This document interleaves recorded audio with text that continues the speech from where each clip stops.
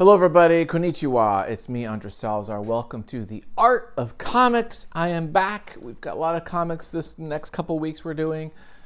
As you can see behind me, I've got a lot of boxes. I am in the middle of packing, moving here, so a lot of physical turmoil and action is happening, but I'm here for you guys. We're going to talk comic books, and what I decided to do in this next couple weeks is we're going to do Lucy's.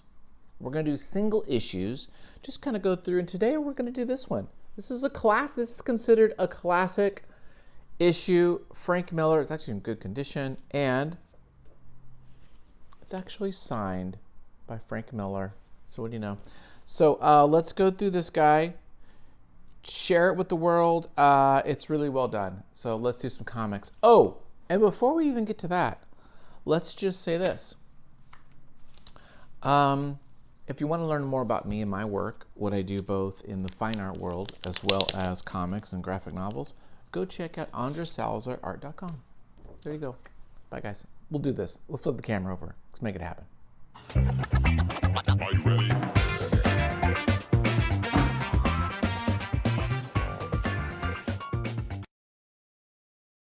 Okay, ladies and gentlemen.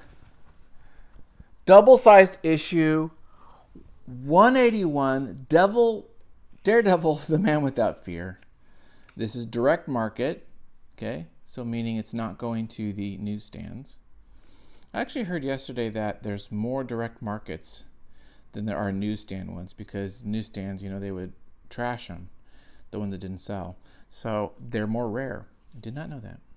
Don't know if that's true across the board or what. This is a great cover. Just to let you know, this is 82. So this is older style. This is works on paper. This is inking with brushes, things like that. We're not using digital tools yet. We're not coloring digitally. This is all old school stuff. So sometimes we look at older work and like, it's not quite as whatever and polished and coloring. But you know what? Got to think about it. Put it in its time. Look at this. Look at this. Stan Lee presents Last Hand. Frank Miller does both the art and story. And look at that little signature by the man. Look at that. Now, I don't know how to verify that, if that is his. I mean, it looks real to me, but I would not know how to figure that out. I'm sure somebody would say like, well, in 82, that's how he signed his stuff. So I don't know how to authenticate it. But yeah, dude. Boom. Put that in your sandwich.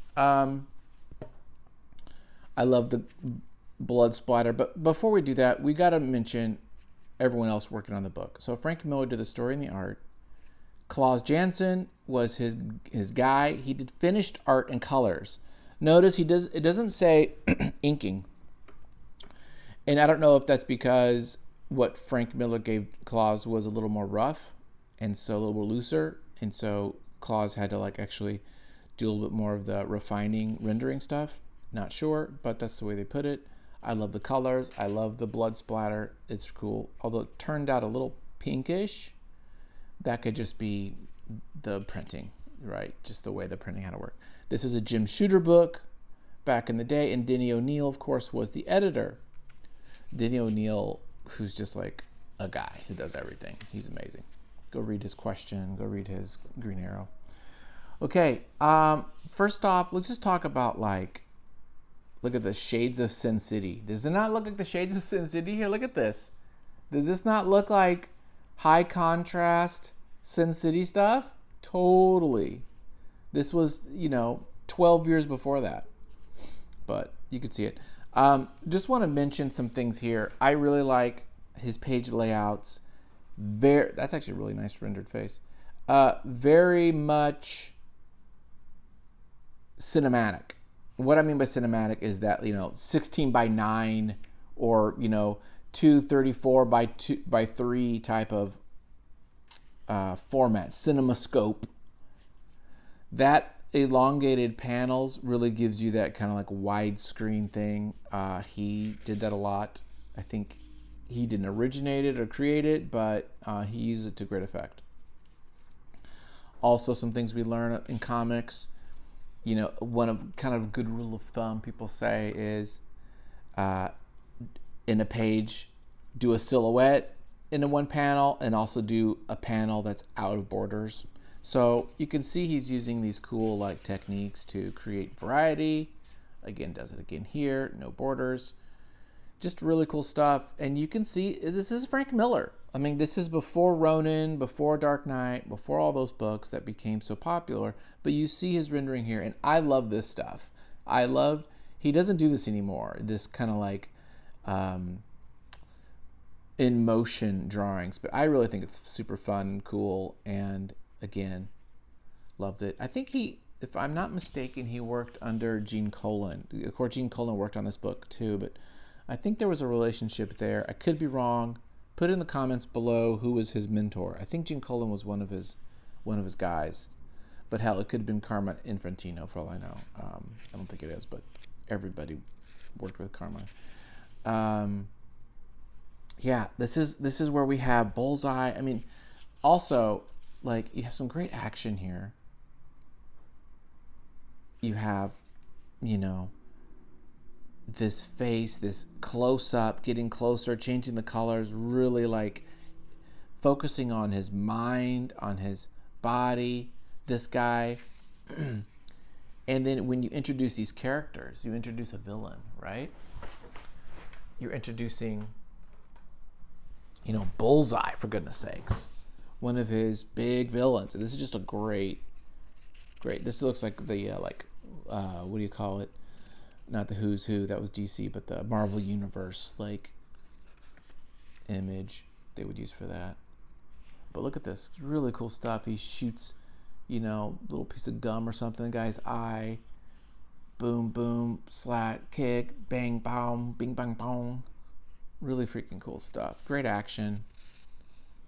Again, the silhouette. Yeah, dude, I like it. It's very simple. It has that kind of cartoonish simplicity to it, like a Alex Toth. Great, he does helicopters, huh? I just like also, he's using a lot of high contrast, right? Using a lot of blacks, a lot of silhouettes. I mean, of course, it's nighttime, so that's part of it, but works really well. I mean, this book, honestly, so far, this could be black and white, and it would be totally fine. I mean, this is really, look at this. This is really good. Yeah. This could totally be black and white, and it would be, like, perfect. Look at that. Yeah, total Sin City. And he's using the Zipatone back there. Yeah. Some fun little brushy blobbies here. Great poses with the light coming up. This is an artist who's not using reference, a lot of referencey stuff. I mean, for the backgrounds, but his figures, it's all in his mind. His anatomy is what it is. And he just does this. Because we don't know how much Jansen is involved with the rendering, let's just talk more about, well, we can talk about both, right? But the rendering is great, which can go to both of them. Line work, of course, from both. Don't know how much the inker had involved. Let's say he did a lot of it. But the composition, page composition, will go just to Miller. And I think this is just really great. This is great, finding out that he thinks that Matt Murdock, the blind lawyer, is the superhero. It's just great stuff. And now we go boom, him, right? Just like the Bullseye. Cool. Love it. This actually is really good. This is really good. Oh boy. And here we go. Here's the girl.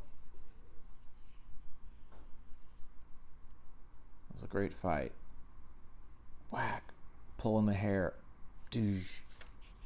Slicing. Ooh, got him on the cheek. And I love this tussling, just like fighting and kicking and grappling and, Uh-oh. Throwing the card. Ooh, got her in the neck. It's a great face right there, too. And for my next trick, boom! This is a classic image. We see this a lot. Now, notice he You know, half of the page goes to this. Now, he could have made a whole full splash page, but it's not needed. This is great image. Blood. I mean, she's dead, right? There's no way she's alive, dude. But she crawls to freaking Matt's place, and he's a sucker for the poo nanny, and so this is what happens. But she's dead, or is she? There's another comic that talks about Elektra lives. But I love the line. I love the line work. I love the variety line. I love the inking. Up, and now we've got Kingpin with Bullseye. Bullseye's his like muscle, basically. It's so good, you guys. Like, I'm really liking this. Just going back and through time, looking how great this is. Now they fight on the rooftop. It's so good. This is great. This flip, turn, and kick, and bang.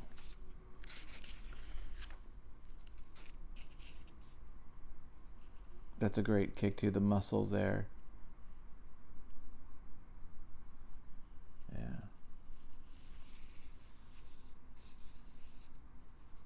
This is a really fun fight scene with the train going, just battling it out. This is really nice composition here. The silhouettes. Remember we talked about silhouettes. Close up on the feet. It's the feet, right? He's going to bounce. He's going to mess him up. Because there's one thing Daredevil's a better acrobat than Bullseye. That's the case. And now we see that's how he gets him. Does he let go?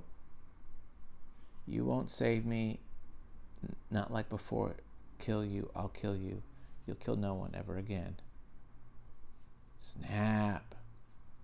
Daredevil just says, boom.